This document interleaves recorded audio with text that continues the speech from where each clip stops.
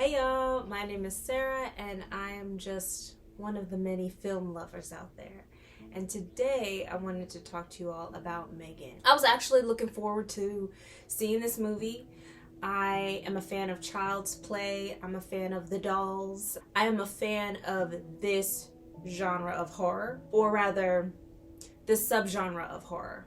Based on the trailer, I thought that M3GAN was about a robotics engineer that works for a toy company whose niece has experienced the loss of both of her parents, and as a way to comfort her has designed one of their next products as a way to connect with her and to comfort her in her grief. That's not what this movie is about at all. So the movie starts driving up a snow-covered mountain, and it is blizzarding. It isn't just like snowing a little bit, it's very risky weather conditions. So the first thing I thought was, this is like child endangerment. Why would you all be driving up a mountain during these types of weather conditions? And then hearing their conversation, I was like, oh no. I saw the direction that the movie was going in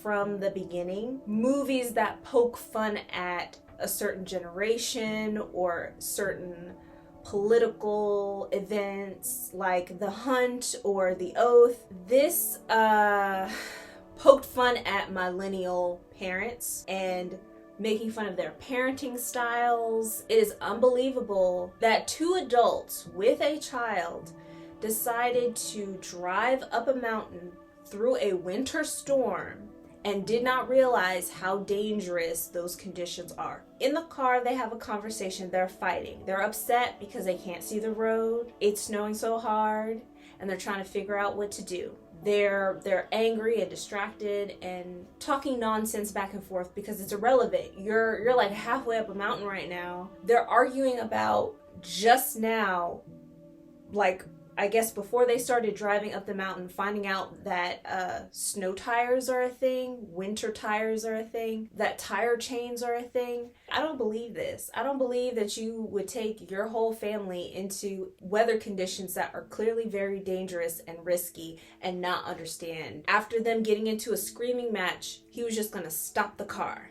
Just stop where they were, and then they start talking again. And I was like, as soon as the thought appeared, do y'all realize that y'all are in the middle of the road? Boom, they get hit by a snowplow, both parents die, and their child is injured. I have access to the news like everybody else, and I do see some really tragic events that happen for people that are just not paying attention, like somebody trying to take a selfie and falling off of a cliff. This was a lot, especially for the beginning. It like hits you like, oh my God, this little girl has lost both of her parents. She listed her sister as like in case of an emergency or something like that, she would get guardianship of their daughter, which as you go through the next scenes and see how the sister responds to the situation, how she responds to the child, was also something that I found unbelievable.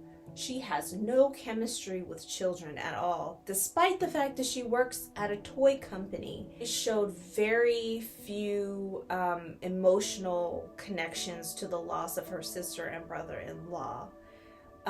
It was mostly her complaining about how this event has inconvenienced her. A huge theme throughout the entire film is poking fun at millennials, which I wasn't expecting, didn't care about. The way that it's integrated in the storyline is really unbelievable. So first we follow somebody who I thought was a delivery man, because he was carrying a package that looked like it came from a courier into the toy company lobby, through the lobby, into an elevator. He like swipes a key card, takes the elevator to a lower floor, and directly to her and her, I guess, assistant or coworker. I'm not quite sure what either of their roles are. Shortly after that, we get to see M3GAN for the first time. The, I'm gonna say boss or manager or supervisor, I'm not quite sure what his title is, don't care. He's loud, and his character is very demanding, but I could not tell you what his role is in that company. They're like, oh no, we didn't know he was coming down here. So clearly they've been doing something in secret. And they try to show him what it can do and to show them what they've been working on. When I found out that they spent $100,000 of the company's money without authorization, I was like, what? How does that happen? Again, was totally unbelievable. It's totally unbelievable that somehow y'all burned through $100,000 over the some odd months building this thing and getting paid to work on other projects, and there were no consequences. We don't have time to address that right now because we have our competitors come out with a similar product to something that we just launched. Sure, I was getting a lot of conflicting messages. I'm like, what am I supposed to be focusing on right now? Because clearly we are moving into slightly advanced artificial intelligence in toys to make them more compatible for children so that they'll grow with the child. So her interactions with Cady were really unsettling because she's clearly does not want to be a parent or guardian, does not understand how much this will affect her life if she decides to take on the responsibility of raising Cady, but does not seem to want to get off the pot as far as making a decision. So she seems like childish, and that's where these like jabs at millennial stereotypes to me seem to be coming into play. Her entire life revolves around her. She's not involved in her community. She has that neighbor that she don't like and don't get along with, but we don't know what any of her other neighbors are like. She's not in any clubs. She's not dating. Apparently she has no friends outside of her coworkers. So her life is very focused on her career right now. I'm not even sure if she likes toys. I mean, you see her house and it's very modern and stylish, but there's no like personality to it. And then she has this wall of toys that are collectibles, but throughout the entire film she never really shows a passion for toy making. She seems to be more interested in the technology, and even that starts to slide further into the movies. I say all that to say, I didn't buy it. I didn't buy her connection with this little girl who's supposed to be like 12 years old. Her treating her like an adult, like speaking to her as though she understands responsibilities that she has at work. It was just a lie. She did that over and over again, prioritizing her job over this child who just lost her parents. People offering to take this child off her hands, namely her brother-in-law's family, whereas she seems to want to take care of her out of stubbornness, not out of a genuine urge to care for this little girl. The original presentation to their boss does not work. One of the assistants forgets to do something and the whole thing kind of crashes and burns. You're a scientist, and apparently it's only 3 of you guys in this entire department. They just seemed both intelligent and incompetent. She has a kind of brainstorm about how to fix the problem, and in what seems like a matter of weeks is able to completely fix any issues that they had with M3GAN the first time in order to present it to their boss again, this time introducing her to Cady first. She decides to use this child as part of the test subject / marketing campaign for this product. Cady and M3GAN bond. She goes back to work. They start doing, the marketing promotional campaigns, taking pictures and all this stuff. And then questions start to come up. She forgets to put safeguards in place against information that M3GAN can access and what M3GAN can communicate to Cady. That's such a huge part of what this doll is supposed to be able to do. It's supposed to be able to answer questions that may come up, but they didn't even have like a framework in place for what types of questions those would be, or limitations on what kind of information M3GAN can access. And they're already marketing it, they're already promoting it, even though they only have one, and they've only done a few weeks of testing with this thing, and not even like proper testing in different environments, different subjects. They're constantly dropping the ball scientifically, which I was like, oh my, what? For example, the way that they designed and dressed M3GAN. She's not dressed like a little girl. She's dressed like a small adult. A small, very stylish adult. It made me think, is that how she sees children?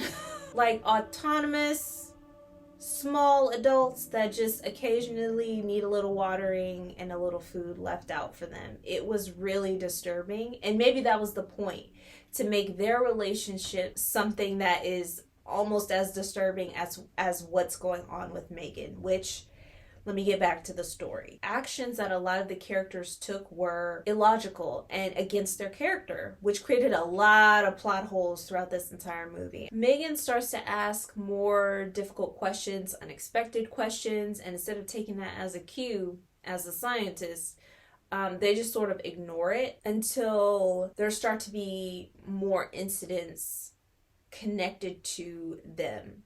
For example, a dog goes missing, a neighbor is murdered, there's an accident at Cady's school and involving a very disturbed young man. So it gets to the point where she finally acknowledges that M3GAN is somehow, without their knowledge, pushing the boundaries of her software, I guess, and is able to access information on subjects that they did not think of, that they did not consider when they designed her.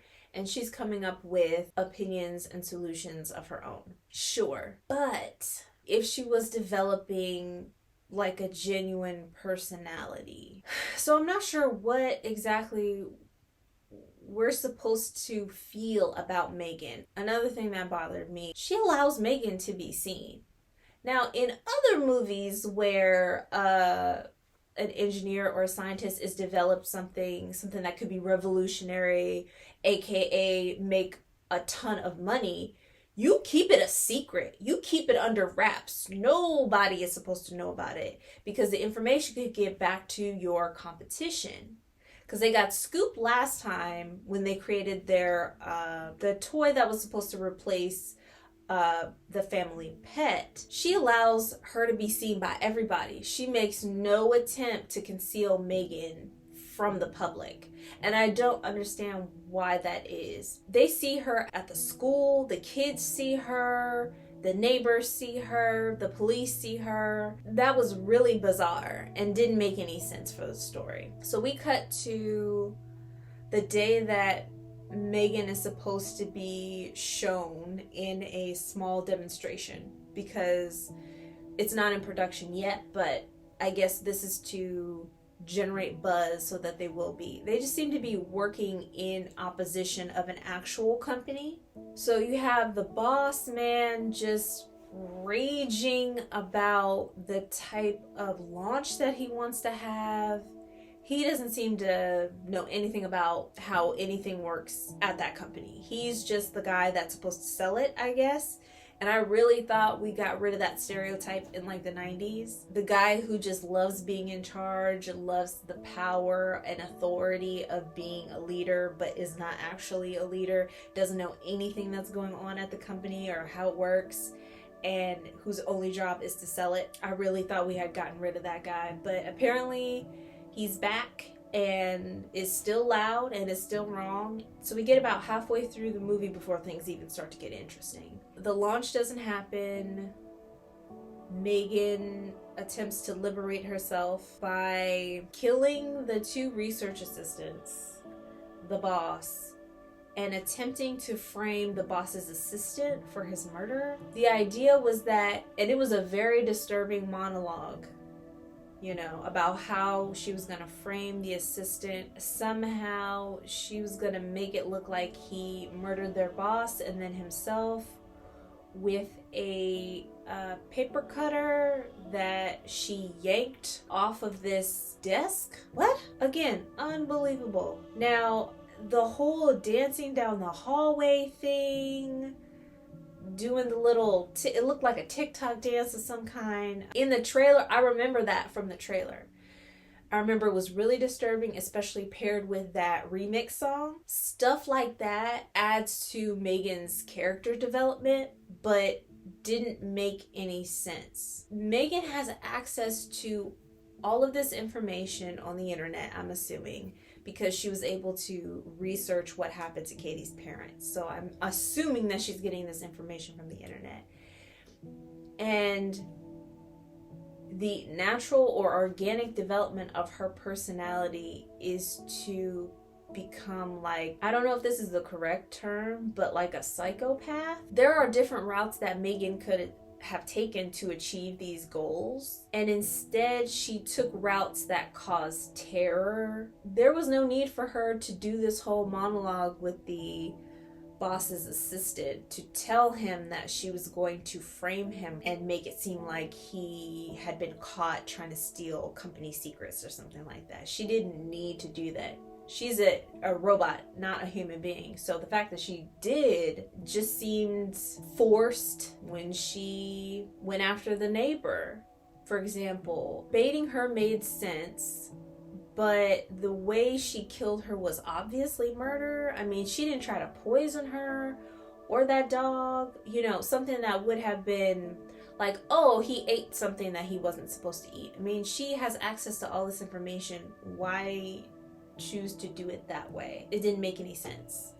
There were a lot of plot holes like that, guys. Like Cady finding out that M3GAN was going to be taken away from her. She slapped her aunt and then grabbed some scissors in this like playroom in front of their, I'm assuming she's a social worker.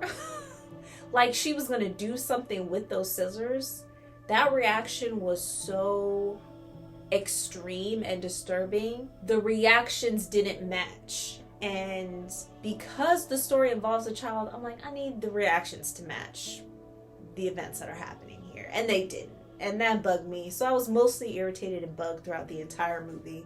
There was a lot of potential here that I think was unrealized. Her interaction with that little boy, M3GAN records everything. So all she had to do was record this boy's interaction with Cady. She could have shown the teacher and that would have been it. Instead, she decides to take this really dramatic, murderous route.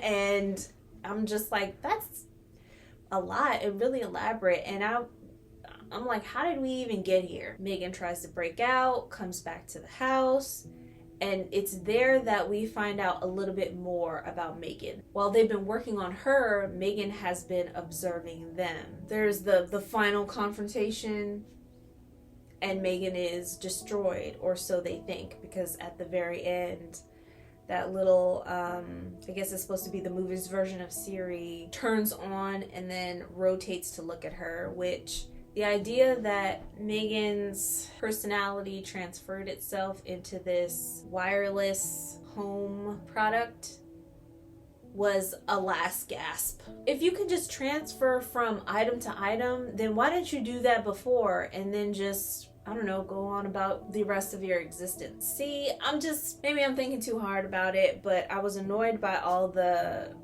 jabs at Millennials. I was annoyed with so many details in the story that just was a lot of plot holes. And if you really like horror movies that are in this subgenre, then just watch like Bride of Chucky or The Dolls. This, I just didn't get it. For example, like when the makeup started to run, is it makeup? Why would it run? They say repeatedly throughout the entire film that she's supposed to be designed from materials that are really durable, so that, you know, it's a child's toy. Children are rough with toys, you know, so it's made out of really resilient materials. It didn't make any sense. So by the end, M3GAN looked crazy and unstable, and the fact that it looked like mascara was running down her face, I was like, why? But let me tell you something, Bride of Chucky, very similar design. The dolls look like dolls. Here, these look more like if humans were anime characters. Big eyes, smaller other features, really long, like she has an iconic sort of look. I would give this 2 out of 5 stars. I would not recommend it. I would recommend any of the other movies that I mentioned. I was really disappointed. Come on, Blumhouse. We know y'all got all the money. Thank you guys for spending your time here with me today. Please let me know what you think in the comments down below, and I'll see you all next time.